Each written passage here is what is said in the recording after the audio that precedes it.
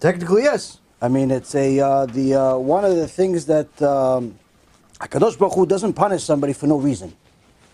So, for example, Chachamim ask, how come Hashem didn't punish Ishmael when he knew that his descendants are going to be the Arabs that are the natural enemy of Am Yisrael, so much so that the prophet Daniel says that even though we've suffered 2,000 years from the Edom, from Esav, the Mashiach, when he comes, there's going to be a big war, there's going to be a lot of damage, but the biggest amount of punishment will be given to the children of Ishmael. More than Edom. Even though Edom, Esav, hurt us a lot more. 2,000 years they're torturing us. Whereas Ishmael is torturing us relatively less. 100 years, 200 years, not that much. They're only around for the last 400 years. They're not that old. So, or 1,600 years. Point is that it's not like they've caused as much damage to us. For the most part, Am Yisrael has been relatively friendly with the Arabs for many years. They've only become like really the worst people in the world in the last 100 years. They kill us for no reason in the middle of the street. They see a Jew go into a store, they just decide to stab him. All the stuff that you hear about in the news every day. This didn't happen 200 years ago, 300 years ago, for here and there, but not like it is right now. But the prophet Daniel gives a prophecy, and he says that at the time of Gog and Magog, when Hashem takes revenge against all of the wicked, the biggest punishment will be given to the sons of Ishmael. So the Chachamim say, if the sons of Ishmael are so bad, why did Hashem already punish their grandfather, Ishmael? And they never come to the world. So Chachamim say, what's the answer? Answer is, Ishmael did tshuva. Ishmael did tshuva. We see that he actually went and buried his father. He did tshuva, buried his father.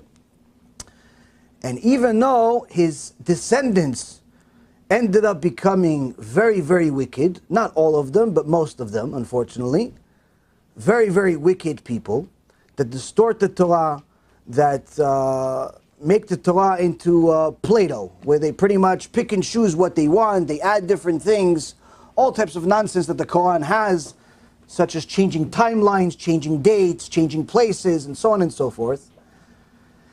He says that even though his descendants are wicked, you cannot punish somebody before the sin. You only punish them after the sin. You only punish them after the sin. So, even though the Hashem knew that they're going to sin in the future, still He did not punish them after the fact. The people that lived in Canaan, which later becomes Israel, they already sinned. They already did a lot of things that HaKadosh Baruch Hu found disgusting. All types of immorality, homosexuality, bestiality, idolatry, all types of disgusting things that HaKadosh Baruch Hu calls Toivat Hashem. And because they were so disgusting in the eyes of Hashem, Hashem says, kick them out. They don't have the right to sit in this land anymore. But that's not the only reason. It's also because I promised it to your forefathers, Avraham, Yitzchak, and Yaakov, and their righteousness. So don't think that you can dance around somebody's grave. Meaning that somebody dies, therefore you're going to benefit just because of that. No. There's also righteousness involved. If they did bad and you did nothing and there was no Chas v'Shalom, there was no Avraham, Yitzchak, and Yaakov, you still wouldn't get the land. Somebody else would. Somebody else did good. But because you have the both aspects, you have the good and they did bad, that makes a match. That makes a match. So that's why there's a rule in the Torah that you're not allowed to celebrate and dance around somebody's grave, if you will. Meaning you cannot dance and celebrate that somebody else fell, even if it's your enemy. Amitkabed beklon chavero en lo chelek leolam haba.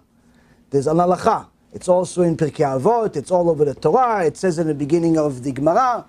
It's many, many places.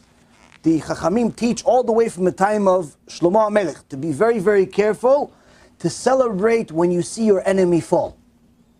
Don't take any credit or any celebration whatsoever if you see your enemy fall, unless he's an enemy of the Torah. Unless he's an enemy of the Torah, then he's an enemy of Hashem. Then it's a mitzvah to celebrate. But if he's just your personal enemy, for whatever business competition or whatever else it is, not allowed to take any pride in it. So that's also another thing. It's so terrible that if you celebrated somebody else's demise, you could literally even lose Olam Haba. Nazis are not only an enemy of us, they're enemy of the Torah. How do they desecrate the Torah? Desecrate Torah by killing the chosen people. Okay. About 6 million of them. Yeah. Desecrates it enough.